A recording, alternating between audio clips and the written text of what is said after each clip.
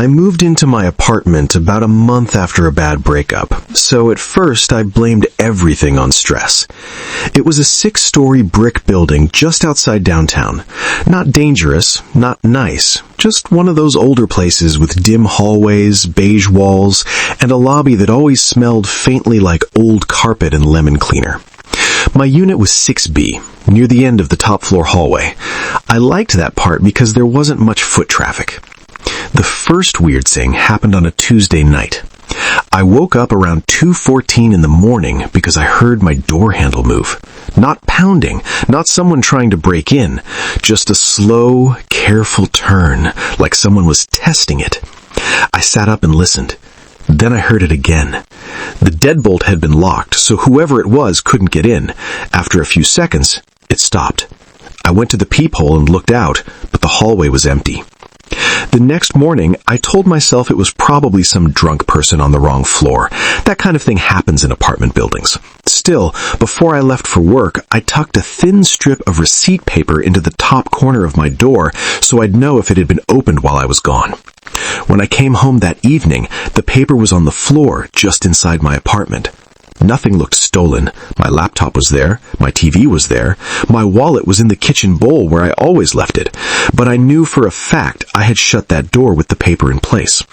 I went downstairs and asked the property manager if maintenance had come in for anything. She looked up my unit number and said no. No work order, no inspection, nothing. She said maybe the paper just slipped out when I pulled the door closed. That explanation would have worked if the paper had been outside in the hallway. It wasn't. It was inside. That night I barely slept. Every sound in the building felt louder than usual. Pipes ticking, elevator cables humming, someone's TV through the wall. Around midnight, I checked my locks 3 separate times before finally lying down. 2 days later, my across-the-hall neighbor stopped me while I was carrying groceries in. He was an older guy, quiet, usually kept to himself. He asked if my boyfriend was visiting again. I told him I didn't have a boyfriend. He frowned and said, "Oh, I just saw a man leaving your place yesterday around noon. Thought maybe it was him." I felt that cold drop in my stomach when your body reacts before your brain catches up. I asked him what the man looked like. He said he didn't get a good look. Average height, dark jacket, ball cap, moved fast. I bought one of those cheap indoor cameras that same day and set it up facing the entryway, but the building's Wi-Fi was awful and the feed kept freezing. The next afternoon, I checked it from work and the camera was offline. When I got home, it was still plugged in, but it had been angled slightly toward the wall like someone had brushed it aside. That was when I called the office again and pushed harder. This time, the manager admitted something she probably should have mentioned immediately. A maintenance supervisor had been fired a few months earlier, and there had been an issue with missing copies of older unit keys. She said the locks had supposedly all been rekeyed after that, but she couldn't promise every unit had been done at the same time. I asked her to change mine that day. While I waited for the locksmith, I did something I wish I'd done sooner. I walked through the apartment slowly, room by room, actually looking instead of just glancing. That was when I found a cigarette butt under my kitchen sink. I don't smoke. No one I knew had been over, and it wasn't old. The filter was still bright white. The locksmith came, changed the deadbolt, and told me I was being smart by not ignoring it. The manager apologized a lot after that. I think she realized how bad it sounded. For 3 nights, nothing happened. Then on the 4th night, I woke up because my closet door clicked shut. Not slammed, just clicked softly like it had been pushed and settled into the frame.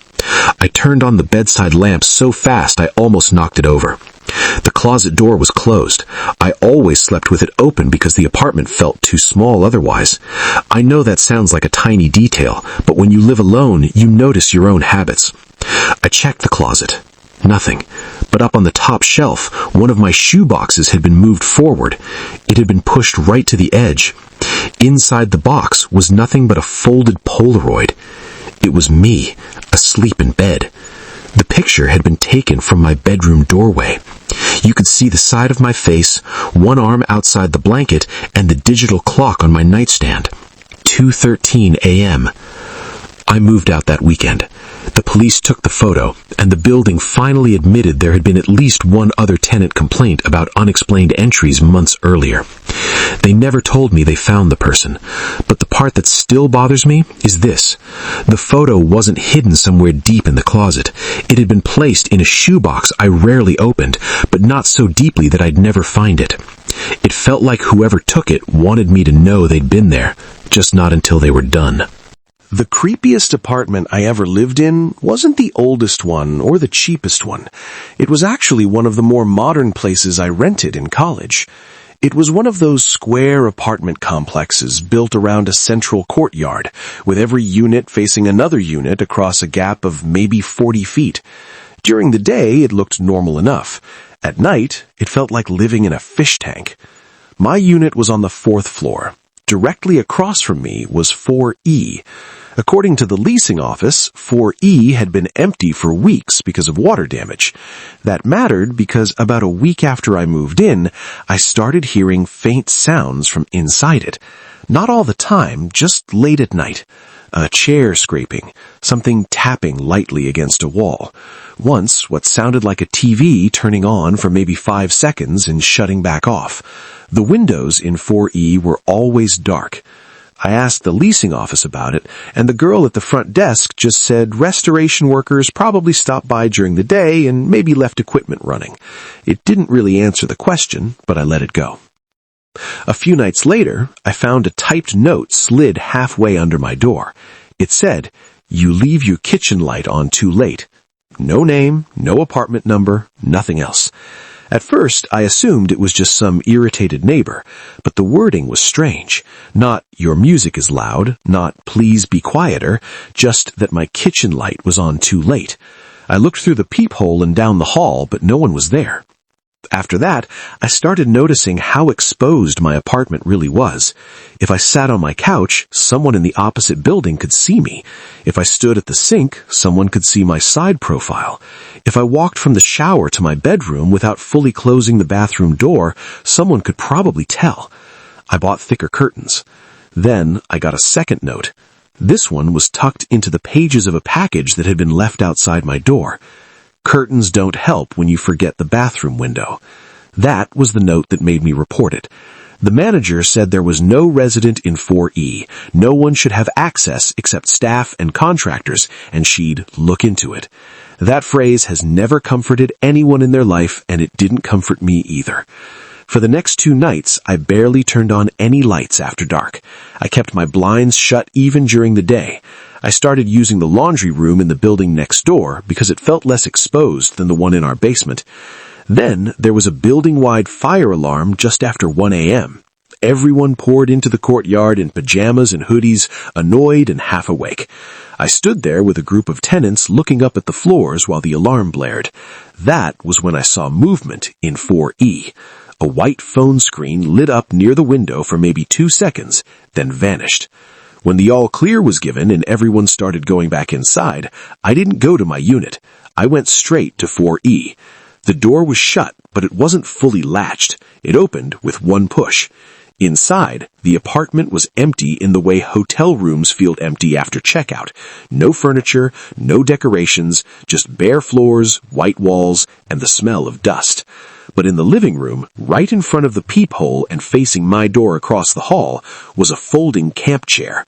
Beside it were 2 empty energy drink cans, a pair of binoculars, and a legal pad. On the pad were apartment numbers. Mine was circled. Under it were handwritten times: 7:10 a.m., 6:34 p.m., 11:52 p.m., kitchen light, shower, laundry basket, late home Friday. I backed out so fast I almost slipped. By the time the police came up with the manager, whoever had been using the apartment was gone. They found the chair, the cans, and the notepad, but nothing with a name on it. The window in the back bedroom had been unlocked, opening onto the scaffolding from the repair work.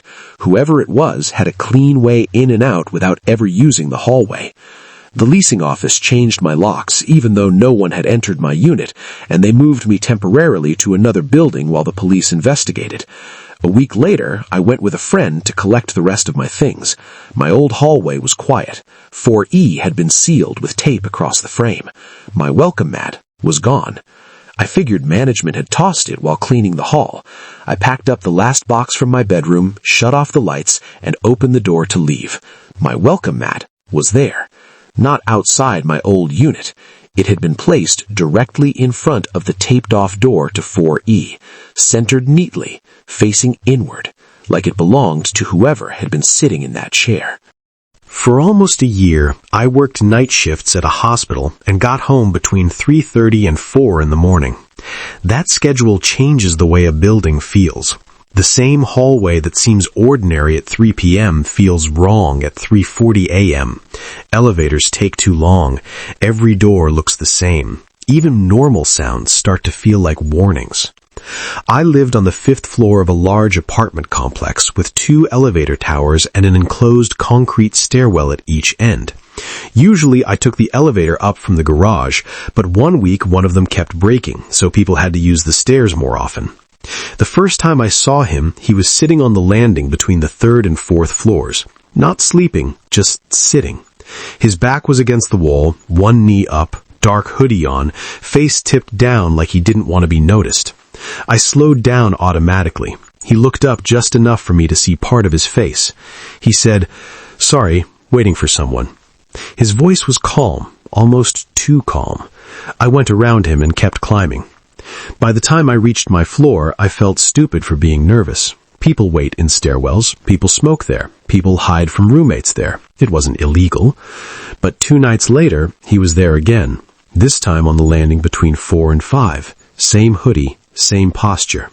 He didn't say anything when I passed him, but I could feel him watching me the rest of the way up the stairs.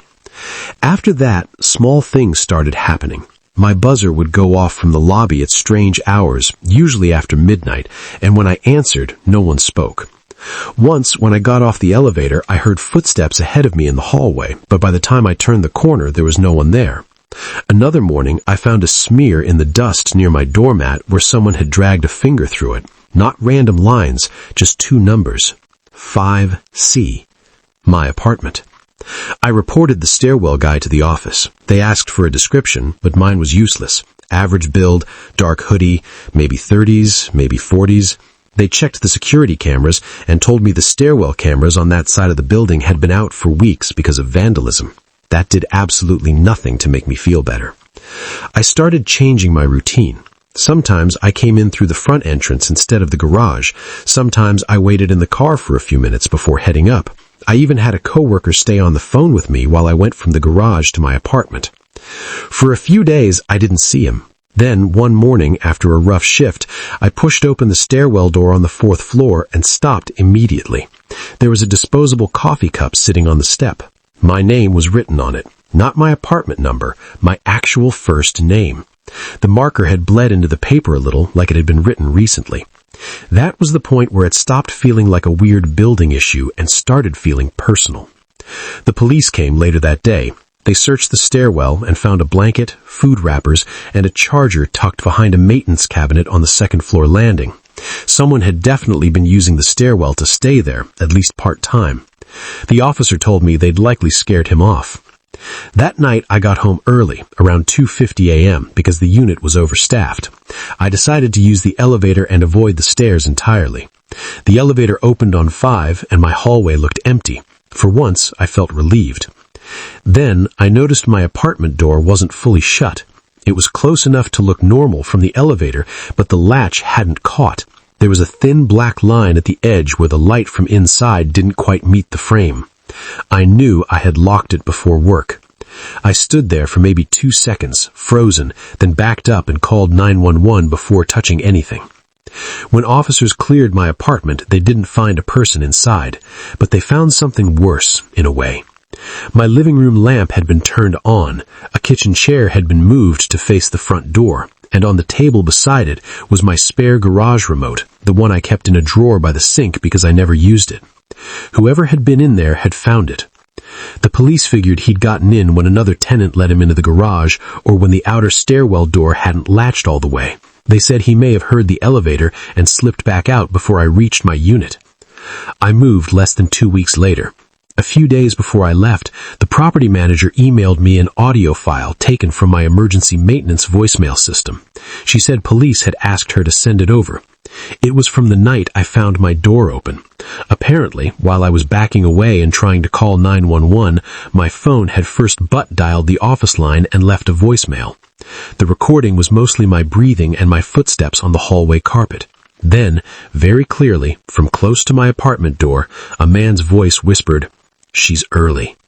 I never used that stairwell again. If you've ever had a creepy experience in an apartment building, especially with a neighbor, hallway, or someone getting too close to your routine, leave it in the comments. And if you want more true-feeling horror stories like these, subscribe and turn on notifications so you don't miss the next one.